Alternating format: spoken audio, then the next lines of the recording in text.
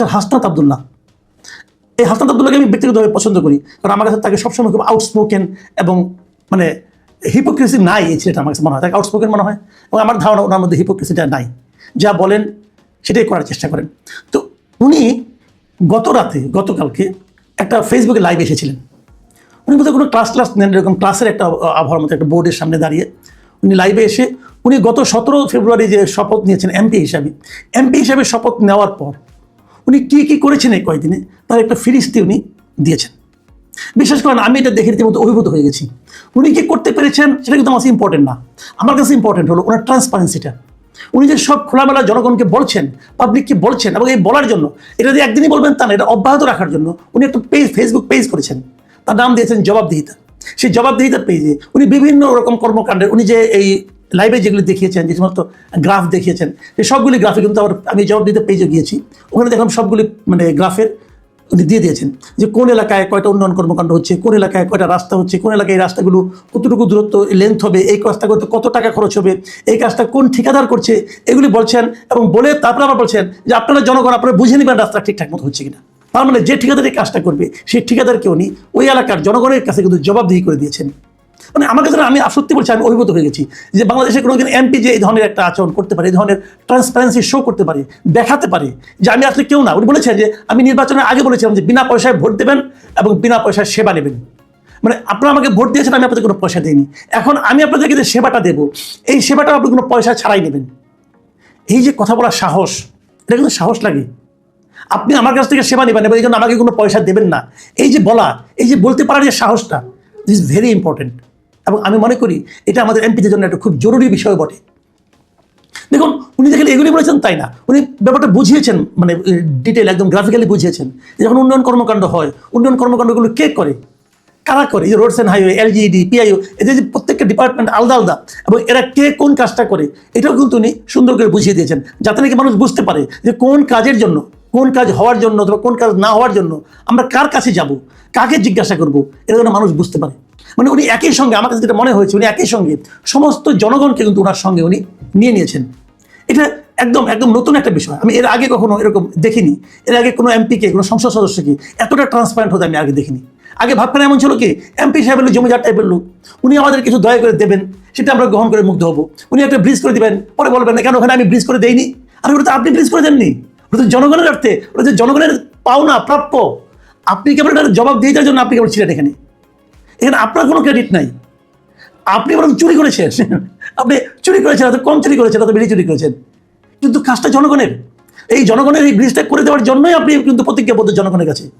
আপনি জনগণের মালিক না, আপনি জনগণের সেবক। ঠিক এই কথাটাই আমি হাসনাত আব্দুল্লাহর মুখে উচ্চারিত হতে শুনলাম, যে উনি এখানে সেবা করতে এসেছেন, কিছু নিতে আসেননি। বিশেষ করে আমি কিন্তু এই ইয়াংদের মধ্যে এই ধরনের আচরণে আশা করেছিলাম।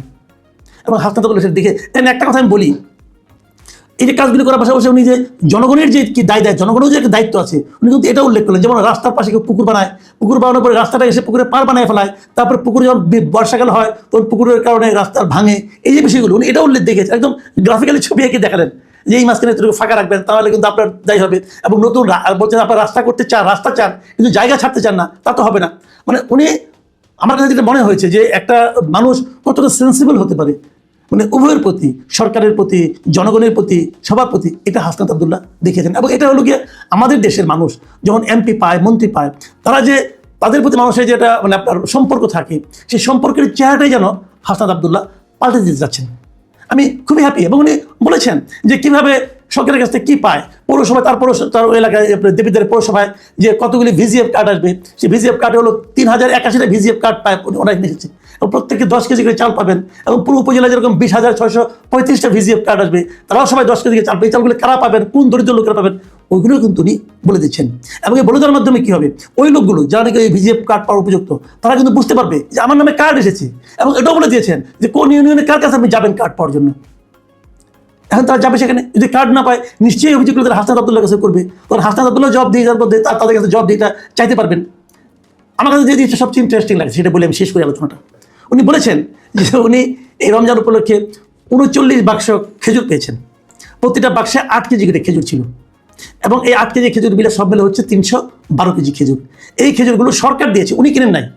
উনি বলেছেন যে এই খেজুরগুলো সরকার দেয়, এবং এইগুলো বিভিন্ন জায়গা থেকে সরকার পায়, এবং এই খেজুরগুলো উনি 15টা ইউনিয়নের বিভিন্ন মাদ্রাসাগুলোতে ভাগ করে দিচ্ছেন। এতে হয়তো সবগুলো মাদ্রাসা, প্রতিটা মাদ্রাসা তো 3 কেজি করে খেজুর পেতে পারে। এই জন্য এটা ব্যাখ্যা দিলেন। এই খেজুরটা কিন্তু এই বছরই প্রথম পায় নাই, এর আগেও প্রত্যেকটা মানে সংসদীয় এলাকাতে কিন্তু এরকম খেজুর, দুম্বার মাংস, উটের মাংস এগুলো কিন্তু আসে, বিশেষ করে মধ্যপ্রাচ্য থেকে এগুলো আসে। কখনো পেয়েছেন? আপনি পাশে বাড়ি ঘুরে পেয়ে জিজ্ঞাসা করেন কয়জন লোক খেজুর পেয়েছে, কয়জন লোক দুম্বার মাংস পেয়েছে, কয়জন লোক উটের মাংস পেয়েছে। হয়তো হাসনাত আব্দুল্লাহ এমপি না হলে আপনি জানতেই পারতেন না যে সরকার এগুলি দেয়। আমি মনে করি হাসনাত আব্দুল্লাহ আসলে বাংলাদেশের তাবৎ এমপিদের জীবন, আগামী 5 বছরের জীবনযাত্রাকে কঠিন করে দিয়েছেন।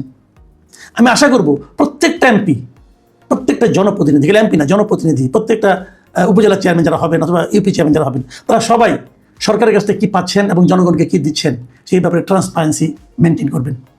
কীভাবে করবেন আপনাদের ব্যাপার, কিন্তু করবেন। এবং আজকাল তো আপনার সোশ্যাল মিডিয়ার যুগ, আপনারা ফেসবুকে পেজে একটা পেজ করেন, একটা পেজ করে আপনার সঙ্গে দেখিয়ে দেন আপনি কী কাজ করছেন, কী কাজ কীভাবে করছেন না দেখিয়ে দেন। এবং আমি এর সঙ্গে এটাও আশা করি, আমি দেখলাম 2 দিন আগে আমাদের প্রধানমন্ত্রী জনাব তারেক রহমান উনি একটা বক্তব্য দিয়েছেন ডিপ্লোমেটদের একটা অনুষ্ঠানে, যে দুর্নীতির বিরুদ্ধে উনি কঠিন পদক্ষেপ নেবেন এবং দুর্নীতির বিরুদ্ধে পদক্ষেপ নিতে উনি দলীয় পরিচয় দেখবেন না। আমি কিন্তু ওনার কথা আশাবাদী হচ্ছি। আমি ওনাকে বলবো আপনি উচিত হবে আপনার, যে আপনার দলের নয় কিন্তু তারপরে হাসনাত আব্দুল্লাহর এই যে পদক্ষেপটা আপনি এটাকে অ্যাপ্রিসিয়েট করবেন। আমি প্রধানমন্ত্রীকে অনুরোধ করবো আপনি হাসনাত আব্দুল্লাহর নাম ধরে তাকে ডেকে নিয়ে তার কাছ থেকে অনুরোধ করবে যে তুমি একটা মডেল করে দেবো, এই মডেলটা আমি সমস্ত এমপিকে দেবো এবং প্রত্যেকটা এমপিকে অনুসরণ করতে হবে। এবং আমি প্রধানমন্ত্রীকে এটাও বলবো এই জবাব দিতে আমি হাসনাত আব্দুল্লাহ যেটা করেছে, একটা পেজ করেছে, আপনিও একটা পেজ করুন। সেই পেজ হবে দুর্নীতির বিরুদ্ধে অভিযোগ, আপনি একটা পেজ করেন, দেখবেন কত লোক আপনার কাছে অভিযোগ জানায়, সেটাকে নিয়ে আপনি সঠিকভাবে বিচার করেন এবং সবচেয়ে কঠোর বিচারটা করবেন তাদের যাদের উপর নাকি এই দুর্নীতি দমনের দায়িত্ব দেওয়া হবে। ধরেন একজন সাধারণ মানুষ চুরি করলো, তার যে শাস্তি হবে, যদি পুলিশ চুরি করে তার শাস্তি তার ডাবল হবে, যদি দুদক চুরি করে তার চাকরি চলে যাবে, কোনো আলোচনা নাই। যদি এভাবে করতে পারেন তাহলে কেবল দুর্নীতিটা মুক্ত হতে পারবে দেশ। তাহলে আপনি যা চান যে দুর্নীতির বিরুদ্ধে কঠোর পদক্ষেপ, দুর্নীতিমুক্ত দেশ, সেটাই করতে পারবেন। আমাদের এখানে কিন্তু এটাই হয় যে ঘুণ পোকার মতো দুর্নীতি কিন্তু আমাদের প্রত্যেকটা ভেতর থেকে খেয়ে দিচ্ছে।